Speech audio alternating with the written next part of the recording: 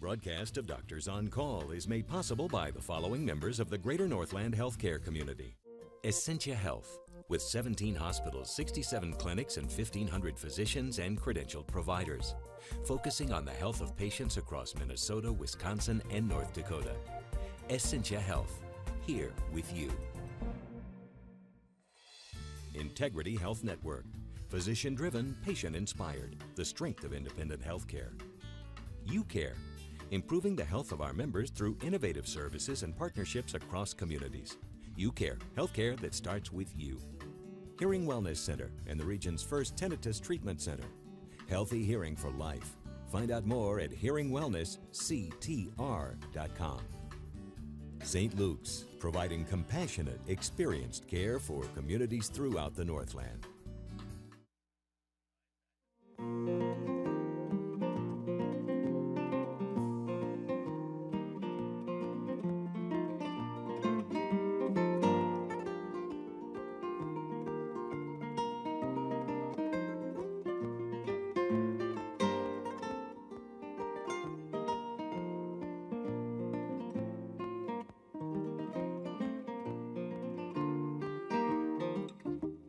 Good evening and welcome to Doctors on Call.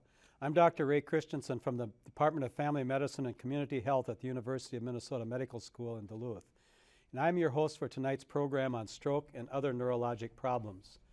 We will be glad to take your calls on strokes, headaches, multiple sclerosis, dementia, and Alzheimer's disease. The success of this program is very dependent upon you, the viewer. Please call in your questions and we will do our best to address them. The telephone numbers for your questions can be found at the bottom of your screen. The panelists for this evening include Dr. Victoria Heron, a family physician with the Rader Clinic in Cloquet, Dr. Paul Sanford, an internal medicine specialist with St. Luke's Internal Medicine Associates, and Dr. David Sproat, an internal medicine with St. Luke's Duluth Internal Medicine Associates. Our medical students answering the phones tonight are Barrett Holen from Thief River Falls, Nathan Guillemot from Now Then, Minnesota, and Jared Tembrell of Becker, Minnesota. And now on to tonight's program on stroke and other neurologic problems. Dr. Heron, let's start out with brain attacks. Can you talk about those for us a little bit? Well, in talking about strokes, another way to think of them is a brain attack. Everybody knows what a heart attack is, and that's usually when a blood clot gets in an artery to the heart, blocks the blood flow, and then your heart muscle dies. A brain attack is in your brain when a blood vessel gets into the artery, blocks off some of the blood getting to part of your brain, and part of your brain dies. It's a very similar analogy, and it ends up with the same thing in the part of the tissue downstream from the blocked artery, not getting the blood and dying. So in both cases, you end up with a big problem that causes tissue death in a big hurry.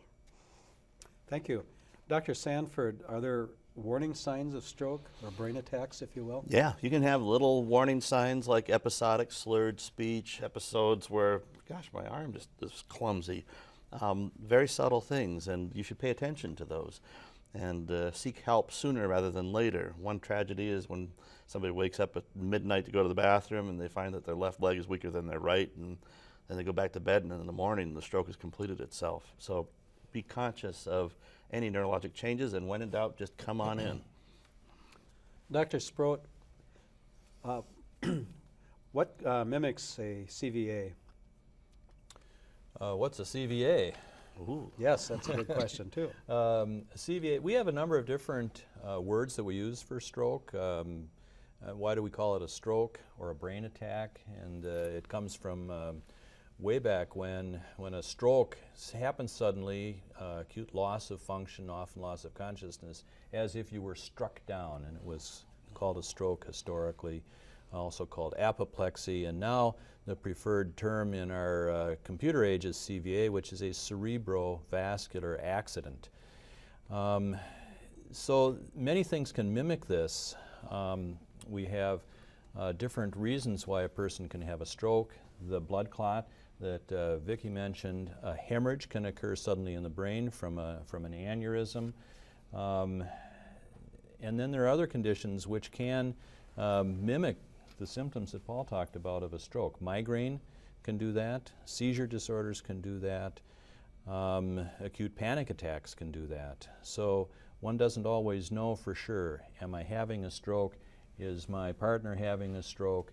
One can't tell, which is an important reason why you should come in for early evaluation to find out if it is actually a stroke so that we can initiate therapy. So you're suggesting that if any of these symptoms occur, that the patient be seen immediately? The critical time is about 3 hours. If a person having a standard stroke with a blood clot arrives for acute treatment within 3 hours of the onset, we have the opportunity to give medications which will dissolve the clot that's causing it and abort the stroke itself and save tissue so that there isn't that degree of damage downstream. But it has to be given within 3 hours. Beyond that, the success rate is much, much less. Dr. Heron, you live out in a rural area, so as we get further away, we have more and more time elements with this. How do you handle these when they come into your emergency room, for example? Mm-hmm. Well, we actually get some people who come in time, as it were. Some people don't come in time because, like said, if you wake up in the morning and your leg's gone, you don't know if it went out an hour ago or 6 hours ago. And you can actually do damage by doing these clot-busting medicines if you give them too late. If the stroke's already happened and you give them, you can actually make it worse. So we're pretty strict on that. You have to know when it happened. We get some people in who we can give them to. You know, they're not risk-free, so you have to kind of weigh the benefits versus the risks. Because even if you give them within the 3-hour time window, occasionally you can make the stroke worse. So you have to say, okay, is this one that looks like it's going to be a bad one? And yeah, I'm willing to take a little bit of risk to avoid, having a whole side that doesn't work, avoid not being able to talk, avoid not being able to swallow. Now, a stroke can leave you pretty incapacitated. Whereas if the stroke is, oh, my little pinky doesn't work, it's probably not worth giving those really strong medications that, potentially could have some side effects. But if you get in, they can do a CAT scan, they can verify your blood pressure. You have to meet certain parameters to be eligible for the medication. And yeah, it works in a rural hospital sometimes.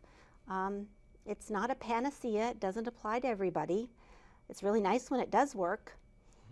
People have to realize that it's a certain set of people that it really works for. There's a number of people that are too late, or they don't meet the set of criteria that make it safe to give the medication. And you never want to take a medication that is going to make something worse. I think one thing, though, that people could do early on, no matter whether you're close by or far away from a facility, is to take an aspirin tablet. Somebody who's not on aspirin routinely has a sense that a stroke may be starting, to take an aspirin as a blood thinner can be effective. Take immediately. A standard aspirin tablet, chew it up, swallow it, chew it up. But that gets into your system fast, will thin the blood, and may have a beneficial effect. Yep. And I guess I would encourage people that live way out in rural areas, as soon as there's any suspicion, go in and get seen. Yep. And even if you wake up with a stroke and don't know the time, go in and get evaluated just in case there might be something that can be done. Amen. To what extent does dehydration affect strokes? Any comments?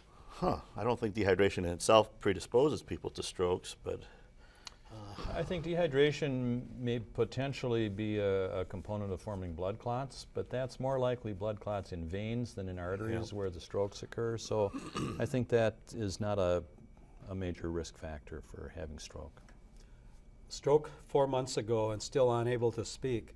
After this period of time, what's the prognosis this person will be able to speak again? well, bless their hearts, after this much time, it probably will not improve. But they're wonderful speech therapy people all through the Northland who work on different ways of patterning speech, often by having people sing, a little bit different circuitry. So don't give up. Go find a good speech therapist. As you talked about other mimickers, what about excessive concussions? Does that increase the risk for dementia or other neurologic problems? We're finding more and more evidence that that's the case, that individuals through sports, where we see it mostly, but also recently with wartime injuries, with concussive injuries to the brain, does have probably an additive effect. The more injuries there have been through a concussion, and a concussion is a brief episode of loss of consciousness due to a blow to the head. So being knocked out is a concussion.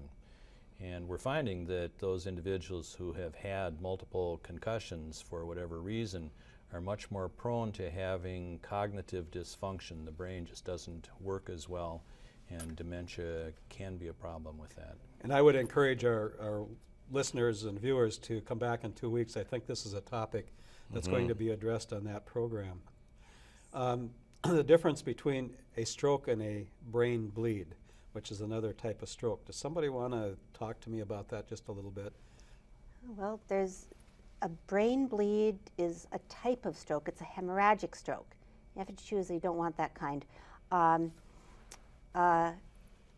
Ischemic stroke is the kind where you have a blood clot or some cholesterol or something that blocks an artery and you don't get the blood downstream. Hemorrhagic stroke, you break an aneurysm, or for some reason the blood vessel breaks and you bleed into the brain, and it does the same end point in that you damage the tissue, but there's no limit to how much you can bleed. So you can end up with a much worse stroke, and it doesn't hit a defined area, whereas an artery goes to a nice little area of tissue. So if you block that one artery, you get a nice little defined area, so like your arm doesn't work. But it's only that one artery that's blocked, so it's just your arm. If you start bleeding, it can just go and go and go, and you can end up with a horrible stroke. Is there a test, and I think we've said that, but is there a test that can detect an early stroke or a stroke in process? Well, the unenhanced CT scan, CAT scan, would be able to tell you if a stroke is from bleed versus low blood flow, and at least then it gives you the route of being able to use clot busters. But there's MRIs, later we'll be able to show you much more accurately the dimensions of injury. Imaging studies, MRIs or CTs, the hemorrhage will show up immediately, so we do them right away to see if there's a hemorrhage. But the stroke itself, the injury done if there's a blood clot, usually doesn't show up for 24 hours. So if symptoms are occurring and you go in and say, am I having a stroke, the scan won't tell you. And I think that the best test, early test for early stroke, is being evaluated by somebody who's familiar with these symptoms. These are my symptoms. Do you think I'm having a stroke? How do we sort out what it is? So a physician trained in evaluating the symptoms is probably the best early test. And I believe that the EMTs and paramedics also have been trained to help with that early process of diagnosing and can report into their hospitals. Person 2 years ago started to talk and no words came out. Any thoughts on what went on at this point? I don't have an age. I'm guessing older. Was it transient or we don't know? Don't know. Talk about TIAs. Yeah, TIA is a little warning sign for a stroke. If all of a sudden... What's a TIA? Oh, transient ischemic attack. Sorry about that. Like angina. Yeah, it's like angina, a warning sign. And if you're having your toast and you decide you want to ask for somebody to hand you the salt and pepper and you can't talk, then it's a symbol that the left middle cerebral artery distribution isn't getting adequate flow, and you need to jump on that. If after 2 minutes the voice comes back, then you know you've had a divine warning sign, and it means you need to go and see somebody and have your carotid arteries looked at and have your lipids checked, and for heaven's sake, quit smoking. A similar question. A friend woke up not remembering how she got there. Could this be caused by a mini stroke? And again, I don't have an age. And we don't know, if other factors were involved. I think that's a difficult one because that's not a focal finding, so that amnesia, loss of memory, could be a stroke. It could be a condition we call transient global amnesia, which is probably a more common reason to have loss of memory transiently. But it could be a seizure, could be potentially a migraine. Seizure commonly will not be witnessed, and there will be amnesia left over. Victoria, what's the major cause of dementia? I think the major cause of dementia is Alzheimer's. And there is no blood test or MRI or anything for dementia that can say this is Alzheimer's. It's a clinical diagnosis. There are many other types of dementia. They're all dementia. But I think Alzheimer's is the most common type. You can also get dementia from many little strokes. And then there's other subtypes that have their own special little characteristics. Dr. Sanford, is there a genetic component to Alzheimer's?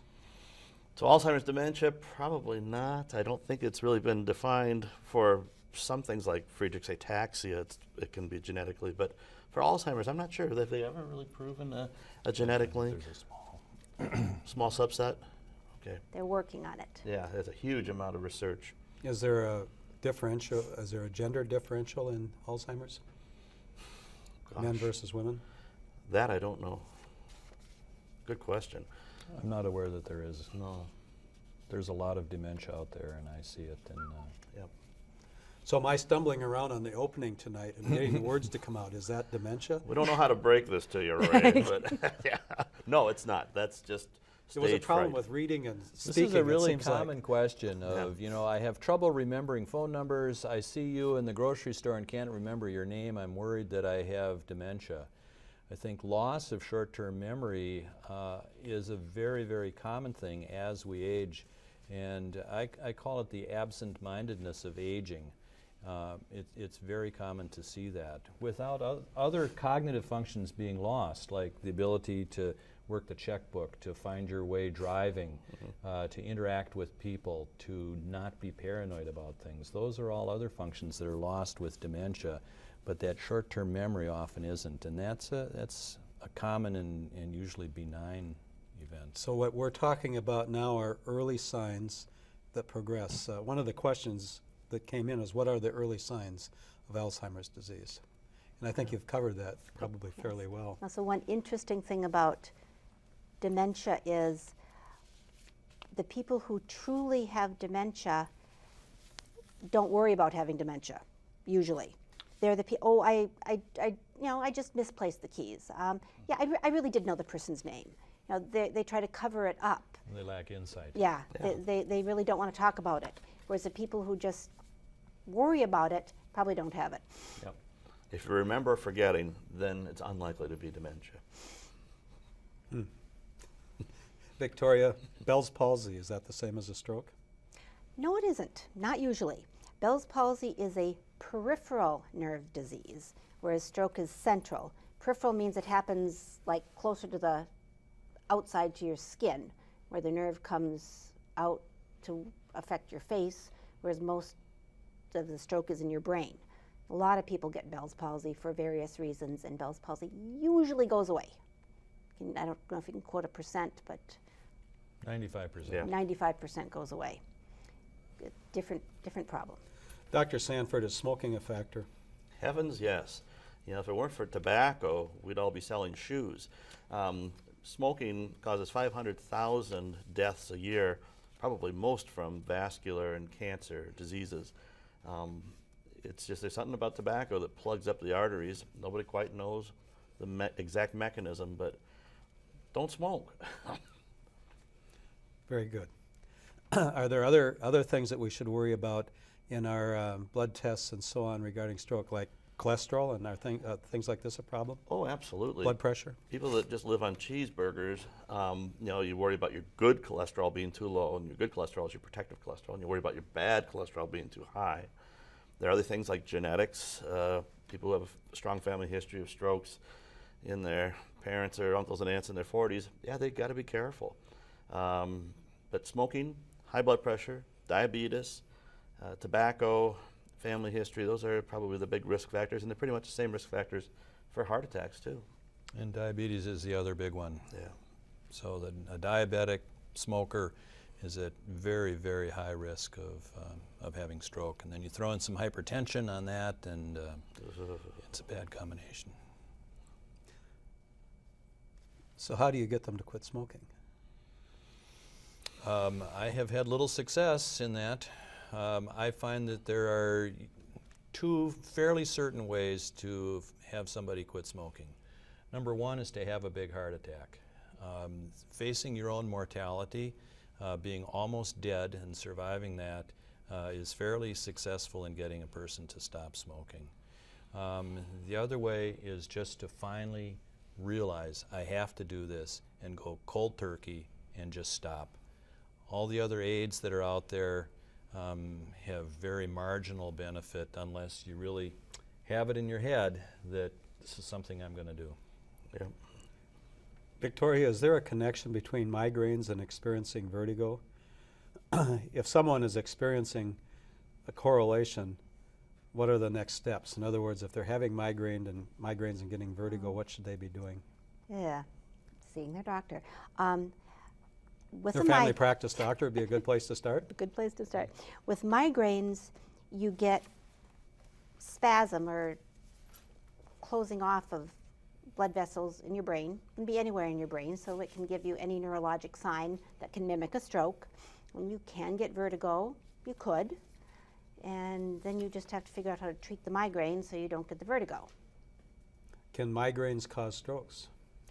I believe there's a slightly higher risk of stroke in people who get what they call complex migraines. Complex migraines are where you actually get stroke-like symptoms that then go away when the migraine goes away. But if you're getting that with your migraine, you're at a slightly higher risk of having a stroke. What is dystonia and what is the preferred treatment? And there's some discussion here on the question about deep brain stimulation for focal dystonia. Yeah, and dystonia being where you have rigidity is how I'm interpreting it. I'm trying to think of one specific example, but dystonic reactions tend to be where you have contraction, and please help me out here. Often you can see it sometimes as a side effect from medication, but a primary dystonia condition, Those are the conditions you need to go to a neurologic center for. Yeah. We don't see those in primary care. They're rare conditions. Extremely We rare. have no experience on that. What's a cranial hemangioma? Oh, wonderful. Hemangioma is a big cluster of blood vessels, or it looks like a wart made out of blood vessels, and most often they shouldn't cause any problems, but if they rupture, it's spectacular. Interesting question, and I'm not sure I know the answer to this one either. How typical is it to have a stroke during surgery or afterwards when you are on a heart-lung machine? Now, I think early on there were concerns, and there were also concerns about oxygenation and other things in those early bypasses. But where are we today? Well, especially with off-pump surgeries where they do the bypass with the patient not on a bypass machine, the incidence of neurologic damage is much, much lower than when people are on a bypass pump. I certainly appreciate you non-surgeons taking this on. Right. Sorry about that. I think that's extremely low now. There are so many bypass surgeries done that the surgeons have remarkable experience doing that. The other area of concern is if you're having a surgery done to open up the carotid artery where there is actually calcium deposit, cholesterol deposit, you're having surgery to clean that out, the potential for that material to break loose and go upstream and cause a stroke is a big concern as well. And there are surgical techniques which have been developed because that did used to happen and now is much less common. What is transient global amnesia? This person is 50 years old and had 3 episodes. What is the treatment and will it continue? I mentioned that earlier as You one did. of the mimics. And usually that only occurs once in a person's life. It's unusual to occur multiple times, but it's an interval of time when your memory is gone. You can't remember what happened. Then everything comes back and you function normally. There are no sequelae. There is no specific therapy for it. How is it that aspirin thins the blood and hydration doesn't? And the rest of that question is thickening of blood a cause of stroke, and if so, how can we thin the blood? So there's a whole lot of factors into this Yeah. one, if you want to parse it apart a little bit. Yeah, there might be a misconception about the viscosity or thickness of blood. It's not like maple syrup where if you boil it, it becomes thicker. When you talk about thinning the blood, aspirin works on preventing the platelet cells from allowing the cells to clot, glom together. But being dehydrated doesn't turn your blood into maple syrup. Amaurosis fugax. The question didn't come with that word, but have you ever heard of a stroke causing blindness in one or both eyes, and what would be the cause of that? Okay, amaurosis fugax. Yes, you can have that, and that's when you get usually a blood clot in the artery that goes just to one eye. Cut off the blood supply to that eye, you cannot see. And it is a red flag for you are having a stroke. Go to the doctor right away.